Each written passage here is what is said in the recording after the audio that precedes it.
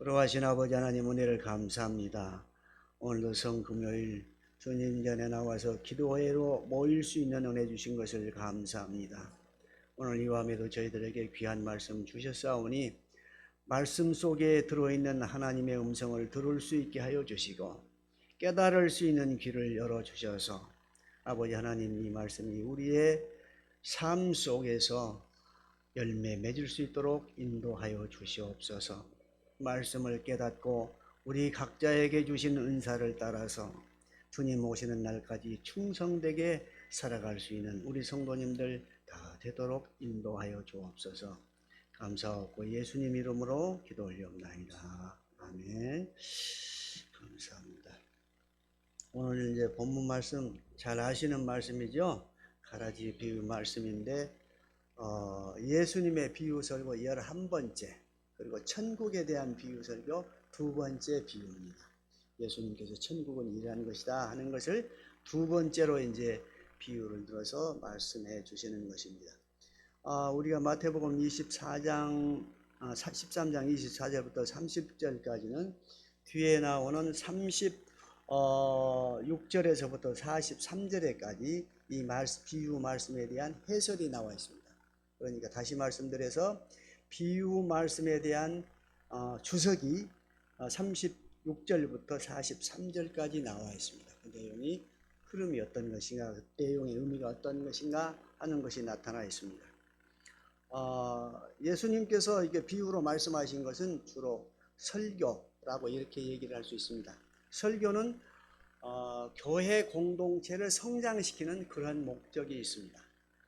그리고 가르치는 것은 개개인의 성도들의 개인의 신앙을 성장시키는 그러한 목적이 있습니다. 그러니까 설교와 가르치는 것은 그 목적성이 좀 다릅니다. 설교는 교회 공동체를 성장시키는 그런 데 목적이 있는 것이고, 또 가르치는 것은 개인 한 사람 한 사람 성도들의 신앙을 성장시키는 목적이 있습니다.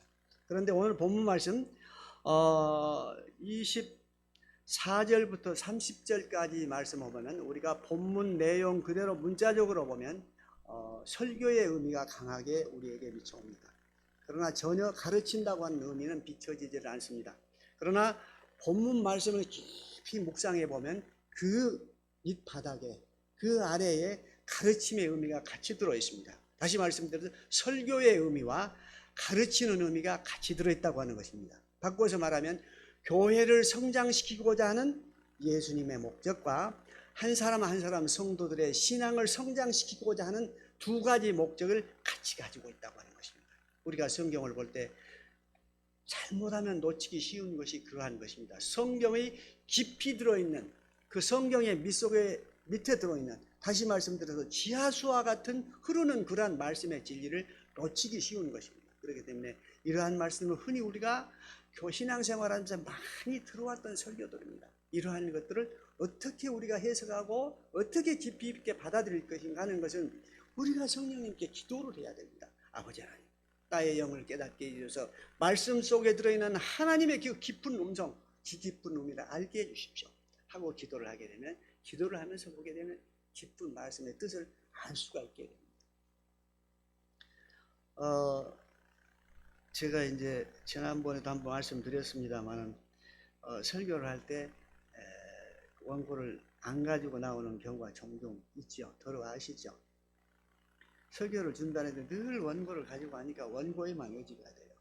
없어서는 안 되겠지만은 원고만 의지가 돼요. 그래서 언젠가부터는 네가 언제까지 원고를 가지고 늘 설교를 하려고 그러냐는 그런 질책 비슷한 것이 느껴져서 이제 여백 성경이 있으니까 여기다 웬만한 걸 간단히 메모를 해서 그렇게 해서 말씀을 드립니다. 훨씬 그게 어려워요. 원고를 가지고 나오면 원고들이 하면 되니까 순서대로 따라가면 되니까 되는데, 원고를 가지지 않고 하려고 그러니까 이 내용에 대해서 확실하게 내가 알고 숙지하지 않으면 설교가 나오질 않아요. 그래서 훨씬 어렵다는 것을 느낍니다. 대신에 한 가지는 한 번 설교를 한 것은 잊어먹어지지 않아요. 완전히 박혀 있어요. 그러한 여러 가지 아버지의 뜻이 있고 의미가 있구나 하는 것을 생각하면서 참 감사했어요.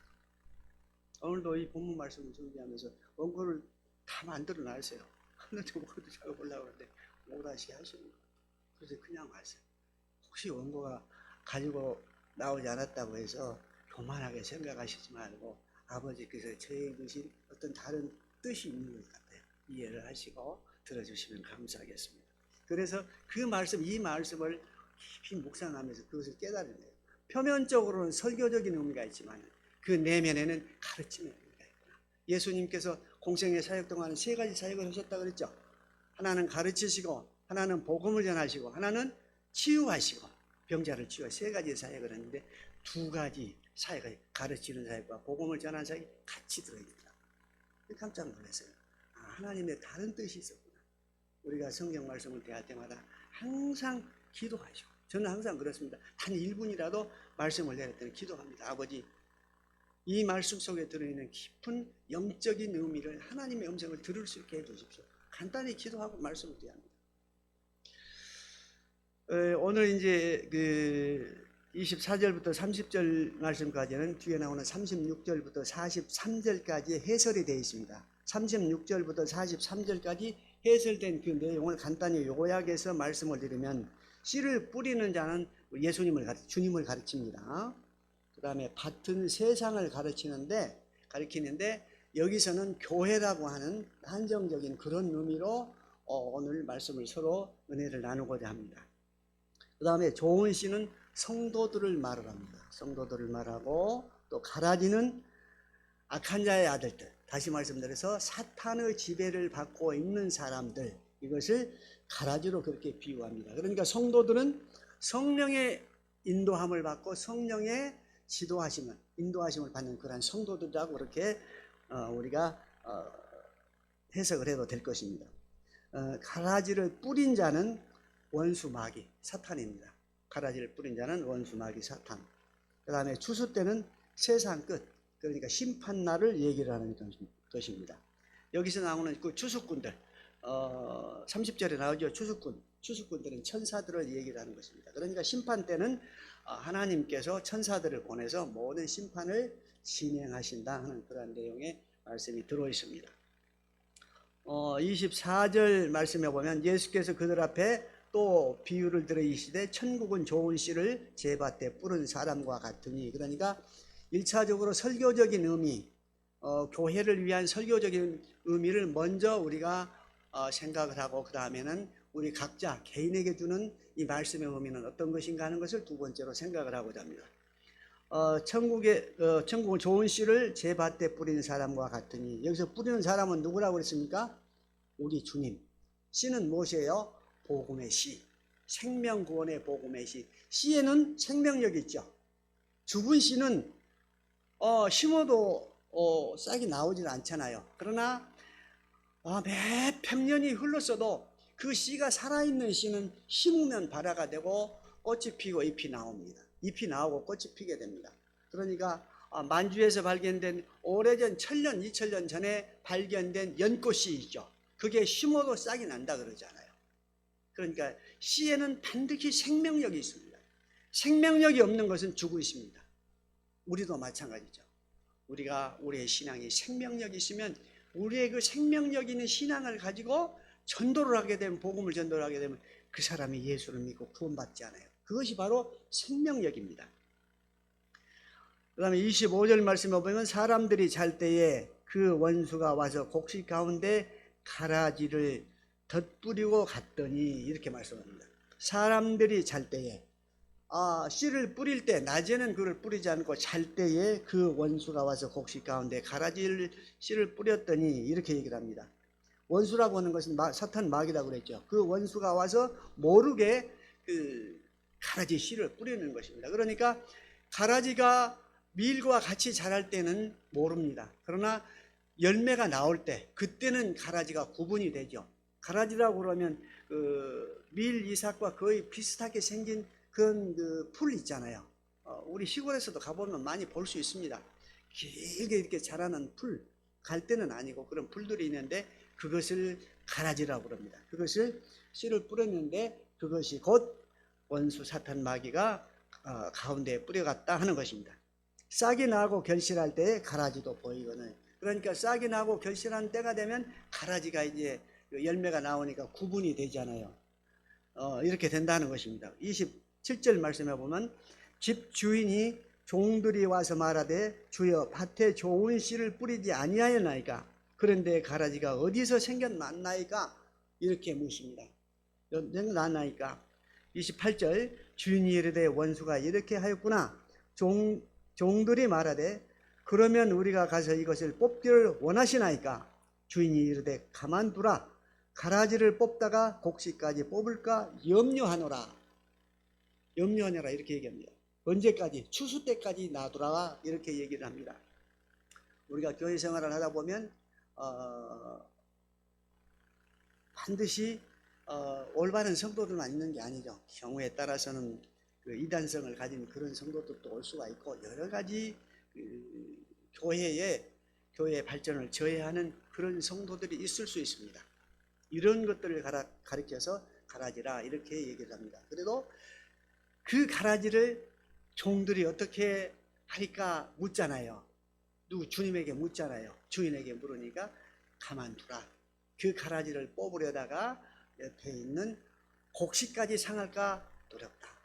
다시 말씀드려서 교회 안에도 선한 세력과 악한 세력들이 공존합니다. 왜냐하면 이 세상은 사탄이 절반쯤 권세를 가지고 있기 때문에 교회 안에도 절반쯤은 사탄이 지배하는 영향력이 들어올 수 있습니다. 언제든지 들어올 수 있습니다. 그렇기 때문에 이것들을 우리가 경계해야 됩니다. 그러나 주님께서는 그만두라고 여기서 종들은 이제 목회자들을 얘기를 하는 것이겠죠. 하나님 일을 전담하시는 그들에게 가만두라 이렇게 얘기를 합니다. 그 가라지를 뽑으려다가 곡식까지 상한다. 그 한 사람의 선하지 못한 사람을 제거하기 위해서 다른 사람들이 상처를 받는다 하는 것입니다. 그렇기 때문에 우리는 그 악한 세력들이 왜 교회 안에도 존재하는가 하는 것에 대해서 비판하거나 불평하거나 비판을 해서는 안 됩니다. 불평하거나 비판하는 것은 우리의 권한의 영역이 아닙니다. 비판하거나 판단하는 것은 하나님의 영역입니다.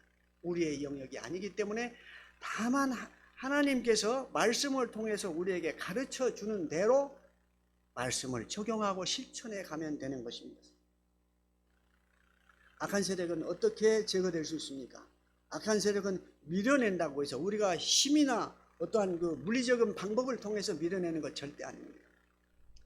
악한 세력을 밀어내기 위해서는 선한 것을 극대화시켜 나가면 됩니다. 선한 영향력을 많이 행사할 수 있도록 나가면 악이 머물거나 스스로 물러갑니다. 촛불을 많이 켜면 어둠이 물러가잖아요. 옛날에는 뭐 등불이나 촛불로 해서 밤을 밝히는 그런 것이었습니다. 지금은 많은 전기불이 있잖아요. 그렇기 때문에 어둠이 물러갑니다. 그렇기 때문에 선한 영향력을 극대화시켜 나가면 교회 안에 존재하는 모든 악한 세력들은 물러가게 되어 있습니다. 그리고 참고 기다려야 됩니다. 시편 37편 7절 말씀에 보면 여호와 앞에 잠잠하고 참고 기다리라. 자기 일이 형통하며 악한 일이 형통한 사람들을 부러워하지 말라. 이렇게 말씀하고 계십니다. 여호와 앞에 잠잠하고 참고 기다리라 하는 것입니다. 하나님의 때까지 기다리라고 하는 것입니다. 인내하라는 것입니다. 인내는 다른 의미의 사랑의 다른 의미의 표현이라고 볼 수 있습니다. 사랑을 다른 의미로 표현하는 그러한 말씀은 성경 말씀에 여러 가지로 많이 나타나죠. 인내로 표현될 수도 있고 또 관용어로도 표현이 될 수도 있고 또 긍휼로도 표현이 됩니다. 사랑은 여러 가지 이러한 표현하는 방법들이 실질적인 방법들이 여러 가지가 있죠. 그렇기 때문에 인내하는 것도 사랑이라 하는 것입니다. 그렇기 때문에 우리가 항상 악한 자들이 형통한 것 그것 때문에 부러워하지도 말고 그것을 어떤 나의 목표의 대상으로 삼아서도 안 된다 하는 것입니다. 항상 우리는 하나님 앞에 잠잠하고 참고 기다리면 되는 것입니다. 또 어거스틴은 그 악에 대해서 이렇게 얘기를 하고 있습니다. 악인은 선한 사람에게 인내와 온유를 가르치고 선한 사람은 악인에게 회개를 가르친다. 이렇게 어거스틴은 얘기를 하고 있습니다. 다시 말씀드리면 악인은 선한 사람이 인내할 수 있고 온유가 무엇인가를 가르쳐주는 가르침의 의미가 있다고 하는 것입니다. 악한 사람에게서도 우리가 배울 것이 있다고 하는 것입니다. 왜 악한 사람을 존재하게, 교회 안에 존재하게 하는가 하는 것은 거기에 하나님의 메시지가 들어있다고 하는 것입니다. 깨어 기도하라고 하는 것이에요. 깨어 기도하라. 깨어 기도하지 않으면 우리가 언제 어떻게 사탄에게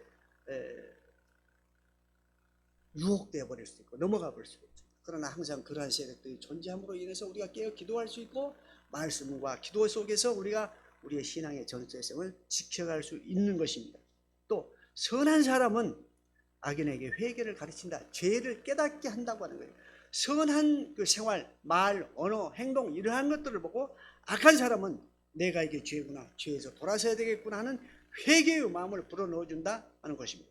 그렇기 때문에 우리는 항상 내가 살아가는, 내가 신앙생활하는 이 교회 공동체 안에 언제나 악이 존재할 수 있는, 악한 사탄의 영향력에 지배를 받고 사는 사람들이 있다고, 같이 존재한다고 하는 것입니다. 그러한 것들을 불평하지 말고 그대로 존치하라 하는 것입니다. 그것은 하나님의 뜻이기 때문에, 왜 그들을 제거하기 위해서 물리적인 행동이나 어떤 폭력을 쓰게 되면 오히려 그것이 성도들에게 악영향이 미치기 때문에 그대로 존치하도록 놔두라 하는 것입니다. 다만 우리가 그들을 위해서 기도는 해야 되겠죠. 그러나 그들을 물리적인 수단으로 어떠한 방법을 통해서 그들을 제거하려고 노력을 해서는 안 될 것입니다. 이것이 이제 교회들에게 주시는 하나님의 말씀이고, 그 다음에 이 내면에서 흐르는 그러한 중요한 말씀은 우리 한 사람 한 사람, 우리 성도 한 사람 한 사람에게 주시는 말씀의 메시지가 있는 것입니다. 사도 바울도 그러죠. 내 안에 두 가지 법이 있다 그러죠. 하나는 성령의 법이 있고 하나는 육신의 법이 있고, 그래서 항상 선과 악이 내 안에서 갈등한다 그러잖아요. 우리 한 사람 한 사람이 온전히 우리 안에 성령이 계신다고 그러지만, 성령님이 항상 지배하면 좋지만 항상 사탄이 들어와서 우리의 마음을 또 유혹하고 넘어지게 하고 그러잖아요. 그렇기 때문에 교회 안에서도 개개인이 선한 성도님들과 악한 사탄의 지배를 받고 있는 그러한 자들이 있는 것처럼 우리 안에도 성령의 법과 육신의 법이 항상 교차하고 갈등을 일으킵니다. 그렇기 때문에 우리가 항상 깨어서 기도하고 말씀과 기도로 항상 무장을 해 나가야 됩니다. 그럴 때만이 우리가 온전히 주님 앞에서 성도로서의 삶을 살아갈 수가 있는 것입니다. 우리 안에 있는 것은 밭에 뿌려진 씨와는 다른 것이잖아요. 언제든지 우리의 마음밭을 사탄이 유혹할 수 있고 가라지를 뿌릴 수 있기 때문에, 그것은 심판 때까지 가만두는 것이 아니고 우리 마음밭에 뿌려진 이 가라지 씨는 항상 그때그때 말씀과 기도로 밀어내고 제거해내고 잡초를 제거해내야 됩니다. 그렇지 않으면 우리 영혼이 상해버리고 메말라버리기 때문에 항상 우리 영혼의 밭에 뿌려진 그 가라지는 그때그때 제거를 해야 됩니다. 일반적으로 밭에 뿌려진 가라지는 추수 때까지 기다리도록 하는 것이 하나님의 뜻이지만, 우리 마음밭에 뿌려진 가라지는 항상 그때그때 생각이 나면 즉각 말씀과 기도로 제거를 해내야 됩니다. 그래야 온전한 성도로서 살아갈 수가 있고 선한 그리스도의 영향력을 가질 수 있는 그러한 성도로서 살아갈 수가 있는 것입니다. 그렇기 때문에 우리는 항상 밖에 있는 것보다 내 안에 있는 이 가라지, 내 안에 있는 사탄의 이 가라지, 이것들을 항상 제거할 수 있는 깨어있는 성도들이 되어야 할 것입니다. 그래서 30절 말씀에 보면 둘 다 추수 때까지 함께 자라게 두라. 하나님의 말씀이죠. 추수 때에 내가 추수꾼들에게 말하기를 가라지는 먼저 거두어 불사르게 단으로 묶고 곡식은무와 내 곡간에 넣으리라 하리라, 이렇게 말씀하시죠. 이 말씀에 대한 해석은 43절 말씀에 나옵니다. 그때에, 심판 때에 의인들은 자기 아버지 나라에서 해와 같이 빛나리라. 귀 있는 자는 들으라. 성령님께서 성령의 귀를 열어준 자, 우리의 육신의 귀가 아니고 성령의 귀를 열어준 자, 성령님께서 하나님의 말씀을 들을 수 있는 귀와 눈을 열어준 자, 그 자들은 자기 아버지 나라에서 해와 같이 빛나리라, 이렇게 말씀하시죠. 다니엘 12장 3절 말씀에 보면 지혜 있는 자는 궁창의 빛과 같이 빛날 것이요 많은 사람을 옳은 대로 돌아오게 한 자는 하늘의 별과 같이 영원토록 빛난다. 이 말씀이 거기에서 연관 말씀입니다. 다니엘 12장 3절 말씀은 다니엘 전체를 요약한 요절과 같은 말씀이고, 다니엘의 생애 전체를 요약한 다니엘 생이 일생이 함축된 그러한 말씀이라고 생각할 수 있습니다. 지혜 있는 자는 궁창의 빛과 같이 빛날 것이요, 많은 사람을 옳은 대로 돌아오게 한 자는 하늘의 별과 같이 영원토록 빛난다. 이 말씀이 43절 말씀에서 그대로 다시 인용되는 것입니다. 이 말씀은 30절 말씀을 해석하는 그러한 말씀인데, 이 해석하는 그 말씀의 근거는 바로 다니엘 12장 3절 말씀에 있는 것입니다. 그렇기 때문에 항상 우리는 깨어서 기도해야 되고, 항상 하나님께서 주시는 지혜, 이 하나님의 지혜는 무엇입니까? 말씀의 지혜. 모든 지혜는 말씀 속에 다 들어있습니다. 말씀의 지혜, 그 지혜를 구해야 되고, 지혜 있는 자는 궁창의 빛과 같이 빛날 것이요, 또 많은 사람을 옳은 대로 돌아오게 한 자, 거룩한 성령의 충만함을 통하여 많은 사람들에게 선한 영향력을 끼칠 수 있고, 나로 하여금 많은 죄인들이 회개하고 돌아오게 할 수 있는 그러한 자들은 별과 같이 영원토록 빛나리라, 이렇게 말씀하시지 않습니까? 우리의 언어 생활에 있어서 우리가 현재적으로 사용하는 그 언어, 그 말은 반드시 우리의 심판대에 있어서 우리의 영광, 우리의 상급과 관련된다고 합니다. 그러니까 우리 하는 말들, 우리가 선하고 의롭고 남을 위로하고 관용하고 이런 말들은 심판대에 가서 그대로 우리에게 적용이 되고, 남을 비방하고 흉보고 이러한 말들, 안 좋은, 사단이 좋아하는 그런 말들을 한 자는 반드시 심판대 앞에서 그대로 우리에게 불명예로 돌아온다는 것입니다. 민수기 14장 28절 말씀에도 그런 말씀하시죠. 여호와의 삶을 두고 맹세하노라. 너희가 말한 그 말, 내 귀에 들린 대로, 너희 입에서 말한 그 말이 내 귀에 들린 대로 내가 너희에게 행하리라, 그렇게 말씀하시지 않습니까? 그러니까 항상 우리는 성경 말씀에, 하나님의 말씀에 근거해서 생각해야 되고, 또 말해야 되고, 또 행동해야 됩니다. 우리의 말은 우리의 마음이 그대로 비춰지는 것입니다. 왜 그러냐면 어느 순간에 우리가 생각 없이 말이 나오는 경우 있죠. 그 말은 우리의 마음이 평소에 그렇게 생각하기 때문에 그 말이 무의식 중에 나오는 것입니다. 그렇기 때문에 언어는 우리의 마음이 그대로 마음의 얼굴이라, 이렇게 얘기할 수 있는 것입니다. 그렇기 때문에 항상 우리는 모든 생각을 말씀에 근거해서 생각해야 되고, 또 그러한 생각들이 우리의 입에 말로 나오잖아요. 우리의 생각이 선하고 의롭고 말씀에 근거해서 생각하면 우리의 말도 그 선하고 의로운 말이 되게 돼 있고, 말씀에 근거해서 말이 나오게 돼 있고, 그 말이 나오면 행동으로 옮겨지잖아요. 그 행동 또한 말씀에 근거해서 행동이 되는 것입니다. 이것이 선한 사람이요, 의로운 사람이요, 하나님께서 기뻐 받으시는 하나님의 사람들입니다. 좋은 씨, 옥도에 떨어진 좋은 씨.